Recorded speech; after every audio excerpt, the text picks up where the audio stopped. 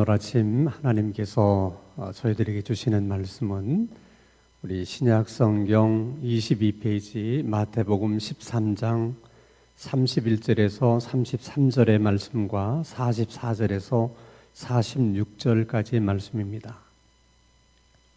신약 성경 마태복음 13장 31절에서 33절, 44절에서 46절까지의 말씀을 제가 봉독합니다. 하나님의 말씀을 경청하시기 바랍니다. 또 비유를 들어 이르시되 천국은 마치 사람이 자기 밭에 갖다 심은 겨자씨 한 알 같으니 이는 모든 씨보다 작은 것이로되 자란 후에는 풀보다 커서 나무가 되매 공중의 새들이 와서 그 가지에 깃들이니라. 또 비유로 말씀하시되 천국은 마치 여자가 가루 서말 속에 갖다 넣어 전부 부풀게 한 누룩과 같으니라. 천국은 마치 밭에 감추인 보화와 같으니 사람이 이를 발견한 후 숨겨두고 기뻐하며 돌아가서 자기의 소유를 다 팔아 그 밭을 사느니라.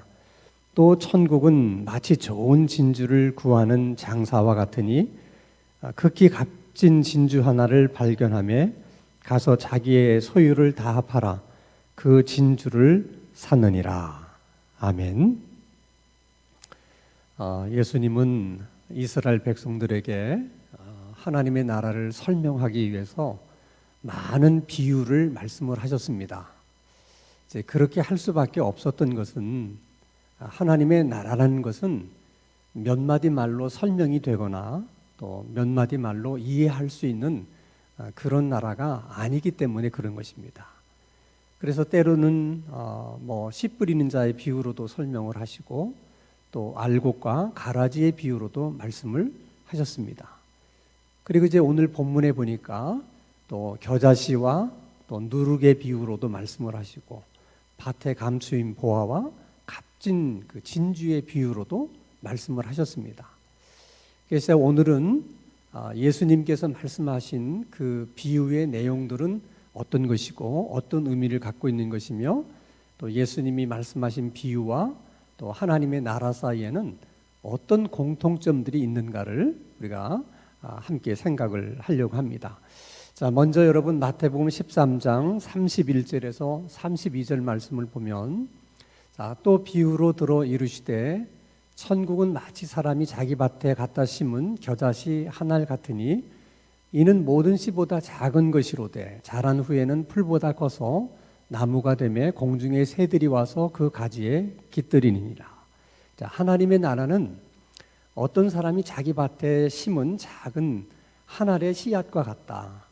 근데 그 씨가 자라나게 되면 새들이 와서 깃들일 만큼 아주 커다란 나무가 된다.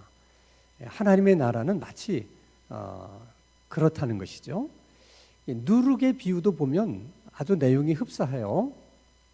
자, 그 다음 구절을 한번 보겠습니다. 또 비유로 말씀하시되 천국은 마치 여자가 가루 서말 속에 갖다 넣은 누룩 같다.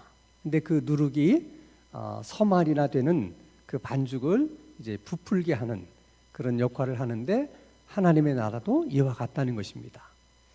자, 그러면 이 두 비유와 예수님께서 말씀하시고자 하는 하나님의 나라 사이에는 어떤 공통점이 있는 것이냐?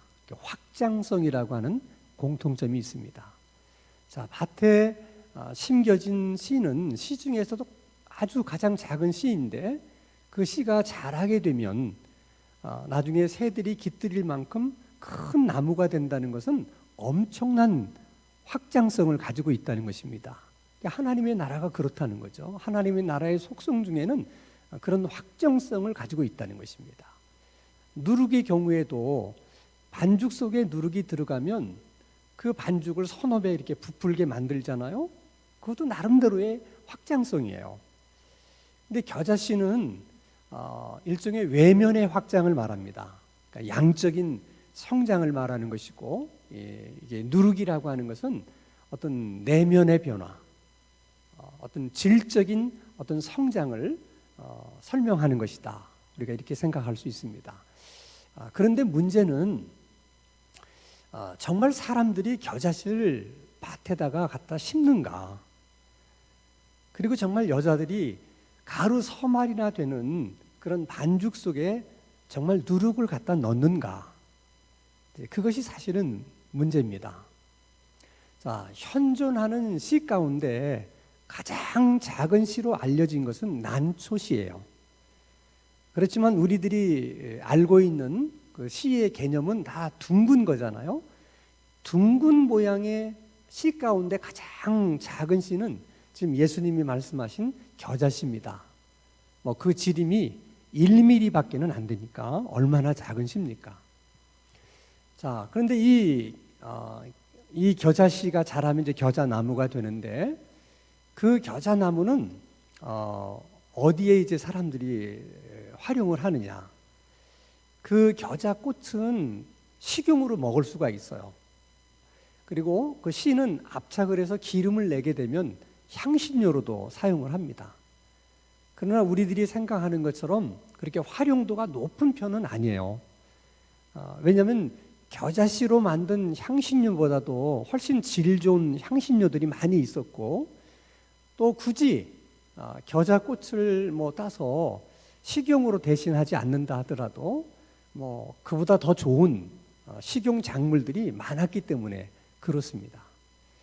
그리고 이 겨자나무는 우리가 뭐 고추나무 또 토마토나무 이렇게 부르는 것처럼 이름만 나무일 뿐이지 사실은 1년생 풀이에요. 그래서 이렇게 이제 군락을 이루어서 자생을 합니다. 근데 이게 크게 되면 뭐 3m, 4m 정도까지도 이제 크게 됩니다.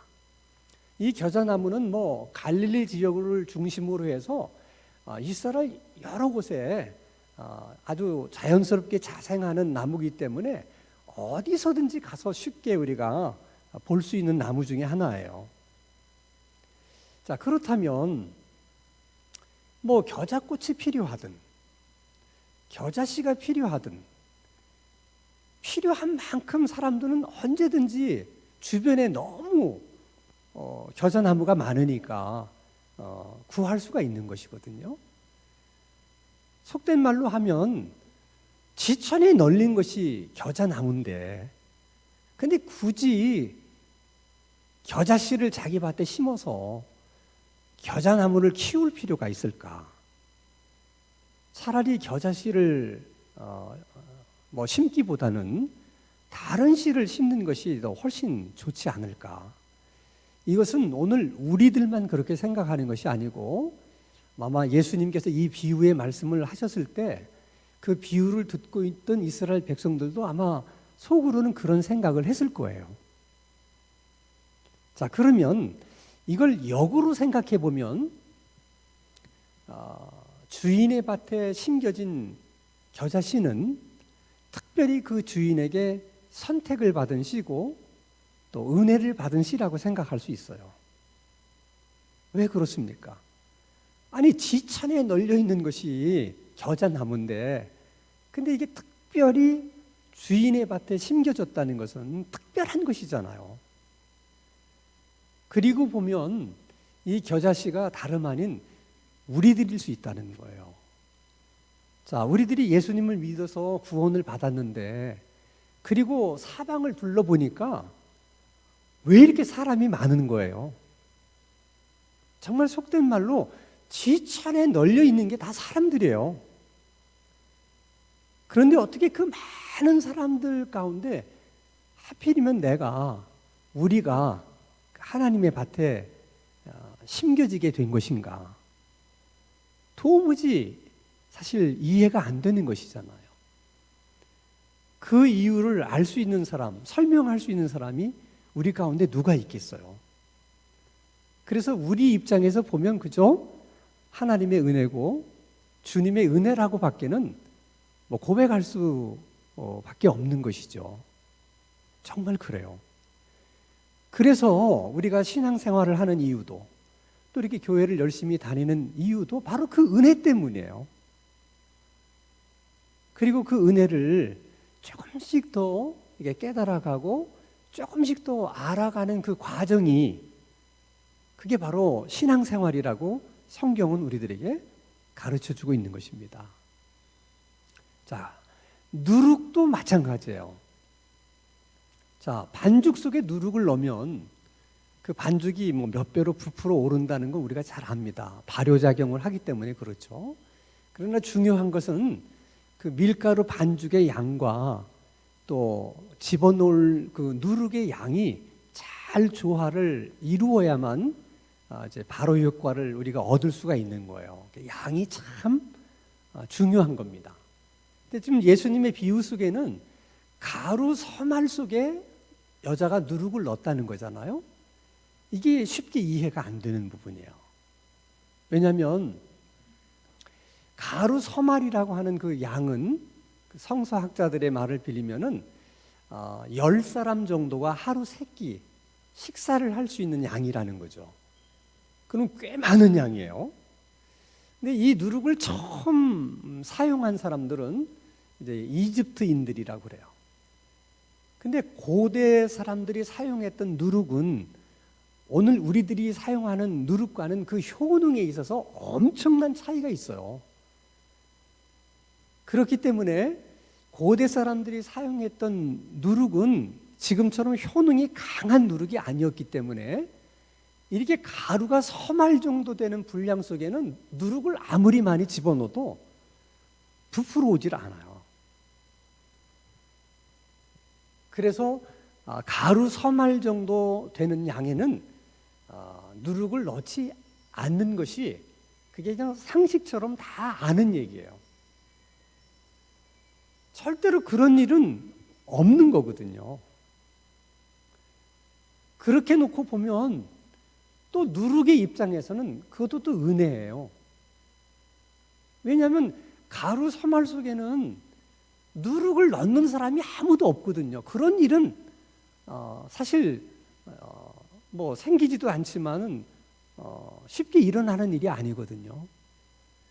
그래서 누룩의 입장에서 생각해 보면 그 어떤 누룩도 내가 가루 서말 속에 들어갈 것이다. 이렇게 생각하는 누룩은 하나도 없었을 거라는 거예요. 그렇게 생각해 보면 또 우리도 마찬가지예요. 우리가 오늘 예수를 믿게 되기는 했지만은 우리가 예수를 믿게 된 것을, 교회를 다니게 된 것을 이거 누군가가 예상할 수 있는 일이었겠느냐는 거예요. 자, 여러분들이 오래된 친구, 뭐 초등학교 친구나 이런 친구를 만나면 그 친구들이 여러분 보고 나는 네가 교회 다닐 줄 알았어. 내가 너를 옛날에 볼 때부터 너는 꼭 교회 다닐 사람 같더라. 너는 내가 예수 믿을 사람인 줄 내가 그때도 알아봤어. 이렇게 말하는 친구들이 몇 명이나 있겠어요. 우리들 중에 그런 얘기를 들을 수 있는 사람들이 얼마나 되겠어요. 정말 우리는 그저 주님의 은혜로, 하나님의 은혜로 예수를 믿게 된 것이고 교회를 다니게 된 것이고 하나님의 나라에 심겨지게 된 것이죠. 그리고 예수님 말씀 그대로예요. 우리가 예수 믿고 났지만 우리 자신들을 돌아보면, 우리 면면을 보면 정말 겨자씨처럼 누룩처럼 아주 그저 작고 볼품이 없는 존재들이 사실은 그래요. 세상 사람들에게 이렇게 비교해 보면 정말 우리는 때로 겨자씨 같다는 생각이 들고 누룩 같다는 생각을 해요.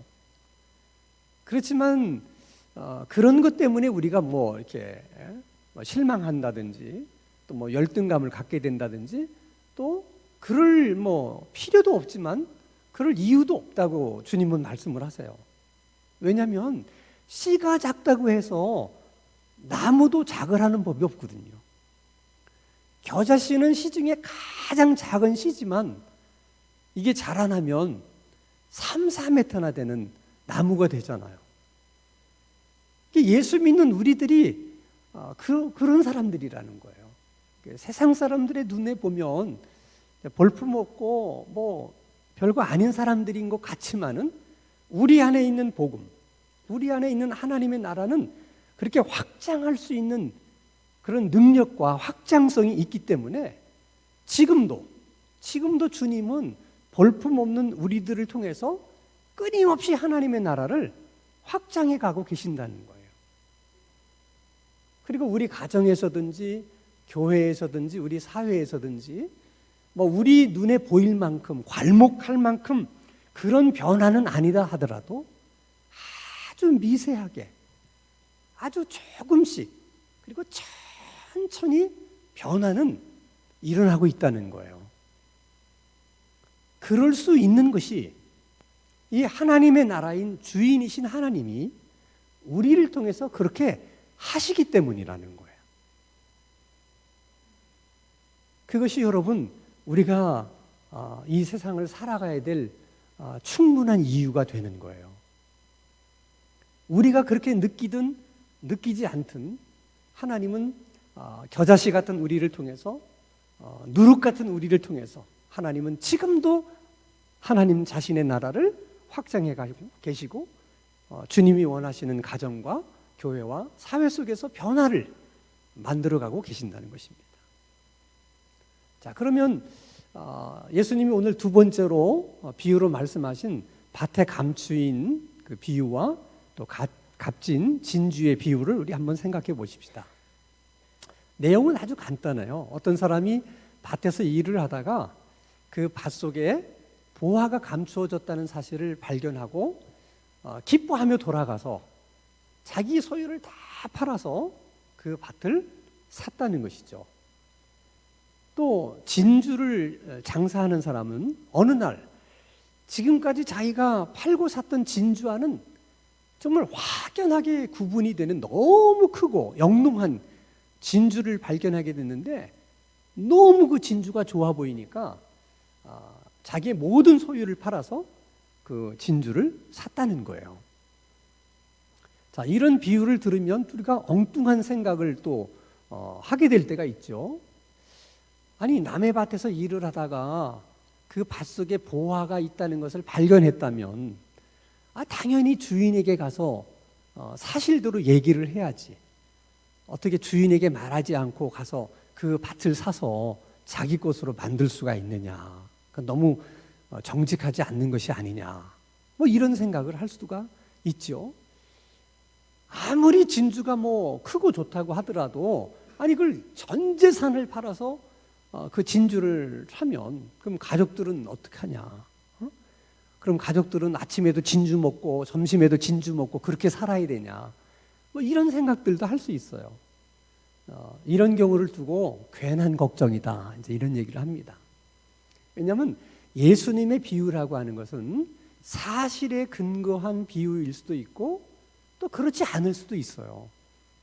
왜냐하면 비유를 말씀하시는 이유와 목적은 하나님 나라를 설명하기 위한 것이기 때문에 그 비유가 사실에 근거한 것이냐 아니냐는 별로 중요한 것이 아닌 것이죠. 그러면 밭에 감추인 보화와 값진 그 진주의 비유와 하나님의 나라 사이에는 어떤 공통점이 있는 거냐? 하나님의 나라는 밭에 감추인 보화처럼 소중하고 진주 장사가 만나게 된 정말 크고 영롱한 진주처럼 소중한 것이다. 그리고 모든 소유를 팔아서 그것을 살 수 있을 만큼 그렇게 가치가 있는 것이 하나님의 나라다. 그리고 그 가치를 인정할 줄 아는 사람만이 자기 모든 소유를 팔아서 그것을 사는 모험을 한다는 거예요. 자, 그러면 오늘 우리가 예수님을 믿어서 구원을 받았다고 하는 것을 예수님의 비유로 설명을 하면 우리가 가진 모든 것을 팔아서 우리가 구원을 산 것이고 하나님의 나라를 산 거예요. 모든 것을 팔아서 구원을 샀기 때문에 사실 우리에게 남겨진 것은 아무것도 없어요. 사실 남겨진 것이 있으면 안 되죠. 왜? 모든 것을 팔아서 샀기 때문에. 근데 만약 우리의 소유를 다 팔아서 우리가 구원을 샀고 또 하나님의 나라를 샀는데 아직까지도 나에게 뭔가 남겨진 것이 있다. 이렇게 느끼시는 분들은 그것은 남겨진 것이 아니고 하나님께서 하나님의 나라의 일을 위해서 우리들에게 맡겨주신 거예요. 왜냐하면 그 누구도 하나님의 나라와 구원을 사는데 다른 사람보다 싸게 사는 사람이 없어요. 나는 다른 사람보다 구원을 싸게 샀기 때문에 나는 남겨진 것이 있고 남은 것이 있다, 그렇게 생각하면 안 된다는 것이죠. 하나님의 나라는 365일 내내 세일이란 없어요. 많이 가진 자든 적게 가진 자든 자기 소유 모두를 팔아야만 얻을 수 있고 살 수 있는 나라가 하나님 나라예요. 그래서 왜 부자가 하나님 나라에 들어가기가 어려우냐? 자기가 가진 모든 소유를 팔아서 살 만큼 그 구원이 정말, 하나님의 나라가 정말 그만한 가치가 있느냐에 대한 확신이 없기 때문에 그런 거예요. 자, 우리가 신앙생활을 하다 보면 내가 예수를 지금 20년, 30년 믿었는데 돌아보니까 믿어서 좋아진 것도 없고 믿어서 형편이 나아진 것도 없고 하나님 앞에 특별히 복 받은 것도 없는 것 같다. 이런 생각이 문득문득 들 때가 있죠. 그래서 서운하다는 생각이 들 수도 있고 억울하다는 생각이 들 수도 있어요. 근데 여러분, 그렇지 않아요. 어쨌든 구원이라고 하는 것, 하나님의 나라는 우리가 가지고 있는 모든 소유를 다 팔아서 샀기 때문에 구원 그 자체가 신앙생활의 보상이에요. 하나님의 나라가 그 자체가 우리의 헌신과 희생에 대한 보상이에요. 거기에 뭐가 더 있어요? 모든 것을 팔아서 산 건데. 그러니까 내가 60년, 70년 신앙생활 하면서 내가 교회를 위해서 헌신한 게 얼마고 봉사한 게 얼마인데 이런 생각을 하시면 안 돼요. 우리가 얻은 구원은 내가 60, 70년 신앙생활 하면서 교회 위에 헌신하고 봉사한 그 이상의 충분한 가치가 있는 나라가 하나님의 나라고 우리가 얻은 구원이에요. 그래서 바라기는 하나님이 우리에게 주신 구원, 그 구원이 정말 얼마나 값지고 큰 구원인지, 우리가 들어가게 된 그 하나님의 나라가 얼마나 소중하고 그 나라가 얼마나 가치 있는 나라인지를 그래도 날마다 새롭게 조금씩 깨달아가고 알아가는 그런 신앙생활이 될 수 있기를 바라고, 우리가 그런 신앙생활을 할 수 있도록 이날 아침 하나님께서 우리 모두에게 그런 은총을 베풀어 주시기를 주님의 이름으로 축원합니다. 거룩하신 하나님 아버지, 우리 안에 있는 하나님의 나라와 구원이 얼마나 소중한 것이며 가치 있는 것인지 날마다 새롭게 깨닫게 되고 알아가는 은혜를 주시옵소서. 주님이 말씀하신 것처럼 겨자씨나 누룩처럼 정말 작고 연약한 존재이지만은, 그러나 그런 우리를 통해 하나님의 나라는 끊임없이 확장되고 있고 변화되어 가고 있다는 굳건한 믿음을 갖게 해주셔서, 그래서 그것이 우리가 살아가는 이유가 되게 해주시고 우리 삶의 의미가 되게 하여 주시옵소서. 예수님 이름으로 기도하옵나이다. 아멘.